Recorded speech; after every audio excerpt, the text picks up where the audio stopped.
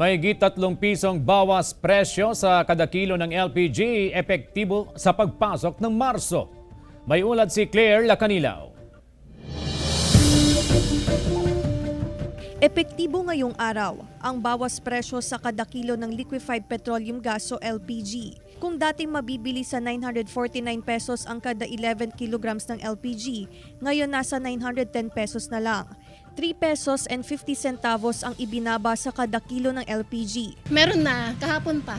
So meron na po kami 10 reservation kahapon. Then today po meron na pong 3. So inaabangan talaga nila kasi nababalitaan na po talaga nila na bababa yung presyo. Good news ito sa ilang negosyante. Panawagan nila na sana babaan pa ang presyo ng kada kilo ng LPG upang mas lalo pang makabawi sa kanilang kita. Nakakatulong din po para kumita din po kami ng mataas. Ang itinuturong dahilan ng pagbaba sa presyo ng liquefied petroleum gas o LPG ay ang pagbaba ng international contract price ngayong buwan. Patuloy ang paalala ng OIMB-DOE na magtipid sa pagkonsumo ng LPG at maging responsable sa paggamit nito. Palagi natin sisiguraduhin na maayos yung tangki natin, walang UP o debt o maraming kalarang, dapat walang ganon. And then may proper marking.